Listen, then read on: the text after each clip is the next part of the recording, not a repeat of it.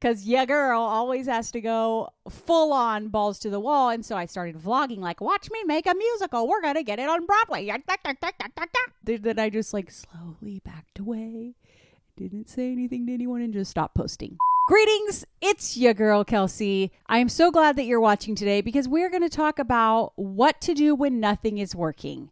Everything has failed and you are at the end of your rope, your wit's end, very close to a mental breakdown in the shower. Maybe your second or third one of the day.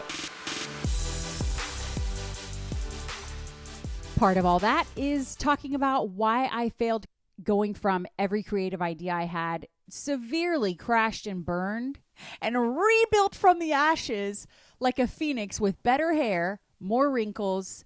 Let's not talk about the changes since the last time you saw me upload a video. When you have to just face failure, how to bounce back from it, to doing that exact thing with my little books out of my brain, little rom-com novels that I made up out of my head, out of thin air, all the things that I've learned. But this is a good time to stop and tell you that this episode of the Happy Tears broadcast is brought to you by my books. Please buy them. They are hilarious, bingeable rom-coms, quick reads. If you like Emily Henry, Christina Lauren, Abby Jimenez, Allie Hazelwood, if you like those, you will like my books. I will give you a book right now for free, an entire novel for free. It's the prequel to the completed series. The Heartlander series has 6 books, follows all the women in the family. KelseyHumphreys.com/freebie. You can get it there, an entire novel for free that you could just read on your phone right now. My books are perfect for vacations, perfect to recommend to friends. They are high swoon, low spice, minimal cuss words. They are contemporary, like real life, so it's not like there's no cussing and no sex, okay? You can get them on Kindle, paperback, and Audible on Amazon.com. I have 3 lessons today about quitting, failing, bouncing back. You cannot get your idea off the ground, or you're a scattered mess and you have a million ideas and you've tried some of them. You know, you have a bunch of Post-its. If you don't have any kids, if you do have kids, you haven't seen a Post-it since 2021. You haven't seen a sharp pair of scissors, Scotch tape, forget about it. Okay, but you know what I'm saying, right? You've got all these ideas scattered, and one of them someday you want to do, or you have this goal you've been working on as a family, or just you, or you and your husband, you know, been working towards this thing, and it's just not happening, which was me and every goal I had professionally up until now, basically. So lesson number 1, how do you know when it's time to quit? How do you know when the fat lady is singing, breaking glass all around you, and you're just oblivious? This is the tough love portion of today's show, and that is that the numbers don't lie. You've got to sit down. Even the most creative, artsy fart, brilliant, you know, creative genius, you're going to have to nerd it out in the dreaded Google spreadsheets. Yes, you are. Yes, you are. Yet don't argue with me. Okay, I've got 4 daughters. I've had enough. The numbers don't lie. What does that mean? Well, for me, I'll tell you about what happened with my show, okay? I remember years ago when I had just started, I ran into someone from high school, I want to say, which is its own episode right there. And I was doing the show and she was like, oh my gosh, your job is so cool. And I remember thinking to myself, I wish it was a job. I wish, because then I would be getting paid in US dollars. I was getting paid tiny bits of ad dollars and editorial writing dollars because I wrote for a few magazines at the time, which is how I got the interviews, which I have explained before. I was getting like cents on the $10, cents on the $50 that it took to create that show. And who pays for it? Nobody. You write it off. Who writes it off? I don't know. The write-off people. Because this was before everybody just had a ring light and an iPhone. I was taking camera equipment across the country, hiring someone, taking them with me, you know, setting up all of this stuff, taking it all in my checked bags, hauling those bags down the street in New York City by myself. Like I am maybe unwell. I maybe just mentally insane. I was then, still am. I feel like I've got like a little more of a handle on it. But I, you know, really believed that I was going to build, you know, an entertaining show, and then it would get picked up by a sponsor. It would get picked up by a network who would say, hey, you've built something cool. Why don't we show it on, you know, one of the reality shows, like reality networks like Discovery or something. Or that a big sponsor, you know, Southwest was my goal because I was always flying Southwest. I was hoping somebody like that would come on and say, hey, we will sponsor your show and, it'll be Southwest's show. None of that ever happened. You'll remember I always used to say that my show went from 0 to Tony Robbins in 18 months, which is true. I mean, if you're looking at the interviews I got, the people that I sat down with in person as an absolute nobody mom from suburbia, Oklahoma, I mean, I was crushing it, but I never talked about how much money I made, did I? Because I wasn't making any. And my husband and I were just throwing money at this. We believed in it. We were trying. We moved to LA. I hopped up the plane at LAX with a dream, my cardigan.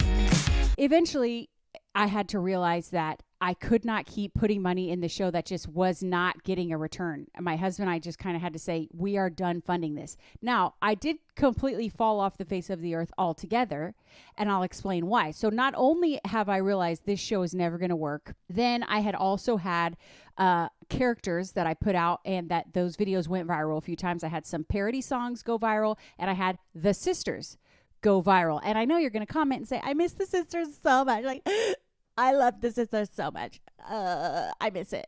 Me too, girl. Me too. But the fact is that Instagram, Facebook, YouTube, they don't like Snapchat filters. So all of a sudden I'm putting out these Snapchat filter videos and they're very rarely getting seen. And they're not getting seen, so they're not getting shared, so they're not going viral anymore. And even when I did go viral multiple times, back when it was a lot harder to do that, this was before Reels, okay? I did go viral and it led to absolutely nothing. Here it is. Show me the money. I got a handful more followers, but there was no money. There was nothing to help me sustain this entertainment thing that I was trying to build. At the same time, we are not able to get pregnant, and the adoption thing is just like limping along, and we thought we were matched and then we weren't. And also I thought I had found something new and amazing where I was going to write a musical, because I was doing a lot of parody. I've always thought I would be a musician, a singer. And I met Gigi Butler at one of the events where I was the MC. The MC is the comedian jazz hands in between the serious speakers who have something to say. I was a jester at many women's conferences, just, telling my jokey jokes in between the speakers, and getting paid great money to do comedy. And I met Gigi Butler backstage, but obviously 2020 killed all that. Corporate comedy just shriveled right on up, just gone. So I met Gigi, who is an entrepreneur, and before she started her cupcake business, which grew, I'll tell you more about that in a future episode, about that whole project. But it was this musical, and it was entrepreneurial, and I wrote the whole thing, a 2-hour Broadway style musical, wrote the script, wrote the music, all based off of her life story, which I had read in her book after meeting her, and she was on board, and that was all going to happen. But the whole show was based around Nashville, where Gigi lived, and she had to move to Florida. So she left Nashville when the show was all about Nashville. Like, we had to have someone in Nashville. I wasn't about to pack my family up and move across the country again. Remember, we already did that. We already moved to Los Angeles for my comedy career, and then, tucked tail and moved home in 2020. By 2021, there were so many public failures of things I've launched. You can go to kelseyhumphreys.com/graveyard, because I put all my ideas up there for you. It is embarrassing. It is cringe. It's the most cringe page on the World Wide Web. It is. But I put it there because not enough people talk about how many times you have to fail before you become a successful 6-figure creative business owner.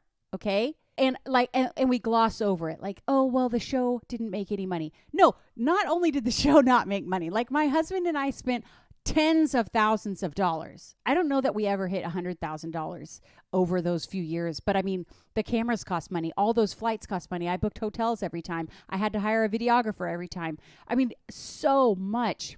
Eventually, looking at all those things, we're also struggling personally. I was like, that's it. I am absolutely done. Basically, when Gigi moved and left Nashville, and that final big project that I thought was going to be, my magnum opus, where I was going to be on, just wait a year from now, I'm going to be on the red carpet. It takes a certain amount of delusion to be a creative business owner. So bear with me on my insanity, okay? When she left Nashville, I was like, that's it. This was my one last Hail Mary. And crash and burn. And I had started vlogging about it. Because your girl always has to go full on balls to the wall. And so I started vlogging like, watch me make a musical. We're going to get it on Broadway. And then I just like slowly backed away. Didn't say anything to anyone and just stopped posting. Lesson number 1, you have to decide, okay, how many hours are too many? How much money is too much money? How much heartache if you're like going and going and going on the same thing? You know, how many months are too many? And all the goals are different. So I can't say exactly like I was, where it was like we were looking at a spreadsheet of actual dollars and it was like, I cannot keep doing this talk show anymore. But for you, maybe you've been doing this 11 months. Put a numerical like deadline for yourself, a max, we will not cross this line, and see if you've already passed it. You're going to have to crunch some numbers and really look like, hey, how many months have we actually been trying this and it's not working? How many times have I ended up crying over this? Like, how many more times am I going to let myself, weep about this idea or this plan? You have to pick a number, you have to look at it, and you have to be really brutally honest with yourself. Okay. Lesson 2. This is good. Are you ready to like write your note or tweet or make send a meme to your friend? If the dream is dead, probably so are you. Listen, if you had your heart set on something and it fails, there is going to be some serious grief, okay? You are dead inside. If your dream is dead, so are you. I'm telling you, that is a great one-liner. Tweet that out.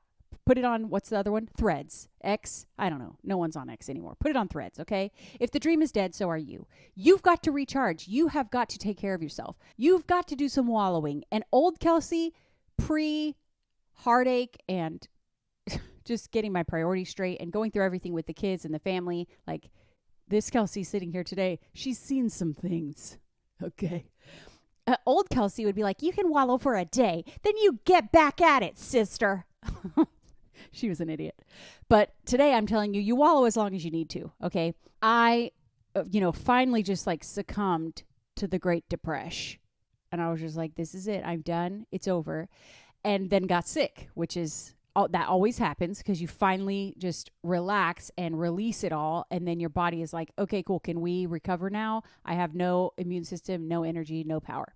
So then I got really sick and I was in bed for like 9 days and all I did was read fiction. I didn't read one self-help book. I wasn't looking at Gary V's Instagram. I wasn't trying to get pumped. Nothing. I was just escapism, creativity, grandeur, fairies. I read ACOTAR. I will always say ACOTAR changed my life because I binged read through all those books and really started reading. And after, weeks of not posting, not talking to anyone about anything creative, any ideas, just thinking like, I'm done, I'm retired. Retired means there was a career you're retiring from, but the phrase retired. Then I suddenly had the idea for a novel. And I only told my husband. I didn't go balls to the wall. I didn't get all jazzed about it. I told my husband, I was like, I have an idea and I'm just going to try it. And what's great about failure is that you have nothing to lose. I was like, who cares if I try and write this book and it doesn't go anywhere? I'm already at the bottom of the barrel. Like I am already as low as you can go.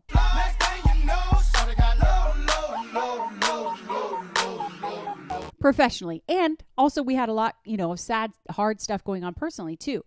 So what's great is then you can take some risk and you can try some things because there's no pressure. Lesson 2 is to really rest. And I realize I'm coming from a very, very privileged place where we could live without my income. But if you are working and building some sort of side hustle and it fails and you still have to go to your job, all the more reason you better be resting when you can. And even if you can't like physically sit and rest, like I got sick, so I was literally just laying around.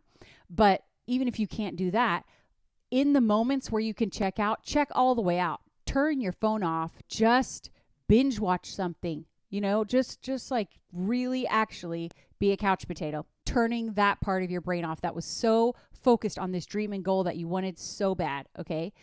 So you've got to let yourself recharge. And from that will probably come some new idea. I never, ever planned on writing novels. Now, I hate when people do this because they're always on like American Idol and like, I never thought about singing. Yes, you did. You've been singing in the shower since you were 3. We know the producers are making this into something it is not. Okay? You are a singer. You always wanted to sing. Quit it. Quit it. Quit it.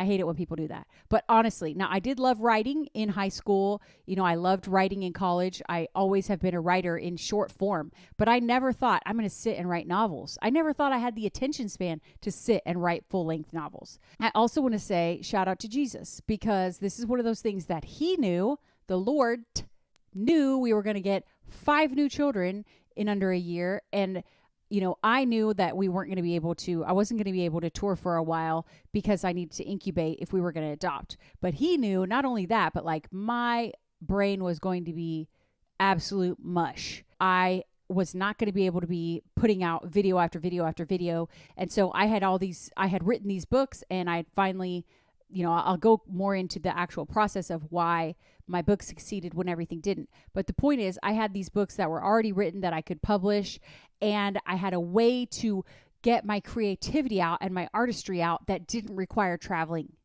Because my goal before everything crashed and burned, the goal I was working on was to open for one of my favorite comedians. Well, they're on the road like 50 weeks a year. I can't incubate if I'm gone.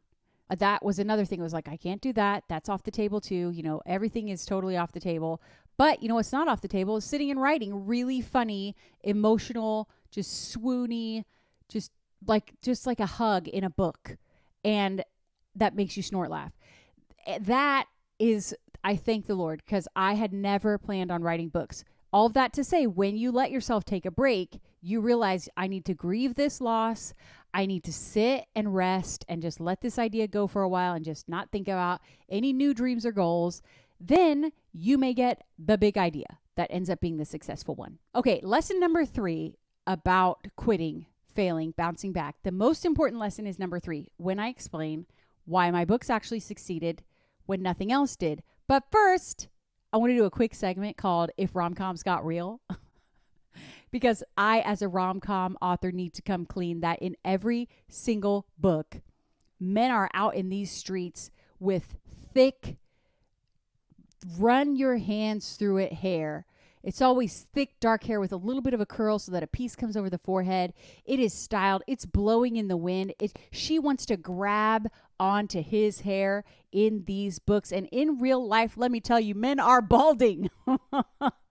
We go to a mega church, and I'm looking around on Sundays, and I am seeing a lot of cue balls, okay? That is not real. And I just think it's funny because the more I read, I only read romance right now. I need the formulaic happy ending at the end.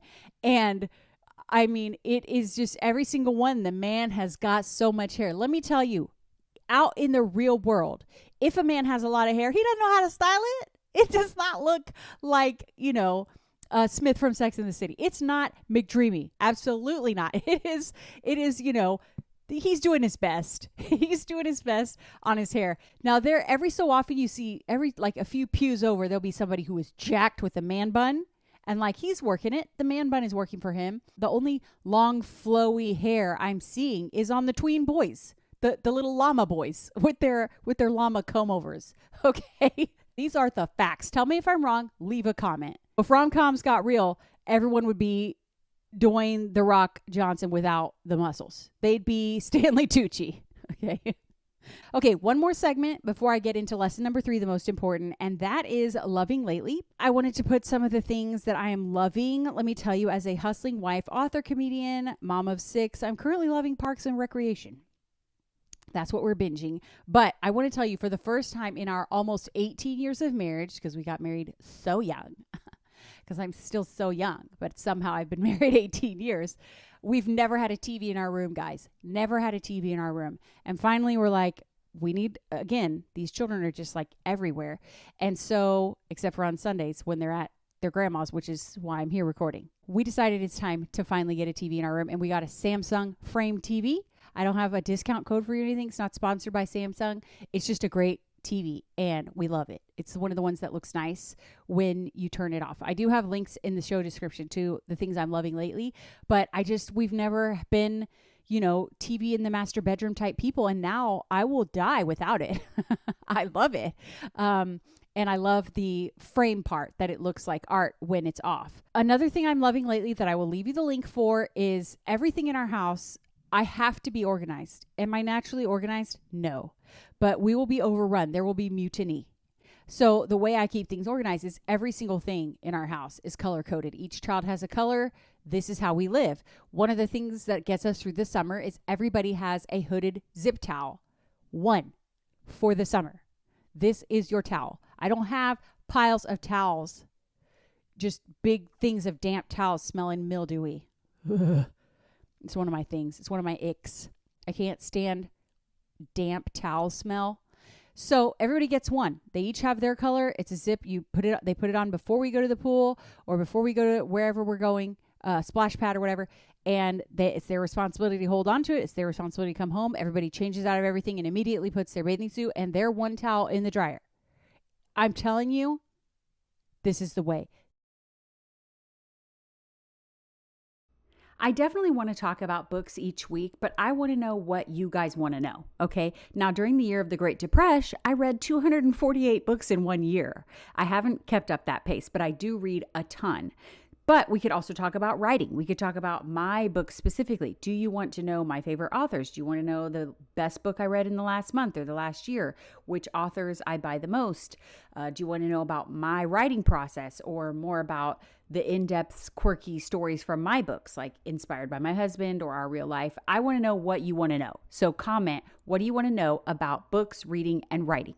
Last but not least, I cannot say loving lately without saying that I love Ozempic. I bet you didn't think I was going to say that. I am on generic Ozempic, which is semaglutide or GLP-1s through Spry, which is a family-owned company. It's a brother and sister, and I know the sister, and I'm able to text a nurse every week. There's a human being who has helped me. And before you get in the comment section, I'm probably already too late, about me taking the easy way out, I had already been off sugar for 3 years, not eating sugar. So this was to finally help me get over the last hump of why is my body not, I'm not even eating sugar. So why am I having so much trouble with my metabolism? It has been amazing and incredible. And I can get you $100 off if you want to order right now, or if you've already done your research, or if you want to inquire about it, you can text or you can go to my link. So all of that's in the show description, but I cannot say things I'm loving lately. I can't list my favorite things without listing that because it's changed my life. And it has been so great in a season where I have very little mental capacity for, managing all my calories or food or macros or whatever. It has really helped with that. And everyone and their dog is on it. Everyone is on it. So why can't you be on it too? Okay, this is just like Botox back in the day or veneers. Everybody and their dog is on it and they're just not coming clean about it. And I told you guys honestly about it on Instagram from the very beginning. I told you, hey, I think I'm going to get on this. So take it from me. Everyone's on it and you can get on it too. And it will change your life. So that's kelseyhumphreys.com/spry, or you can follow the links in the description.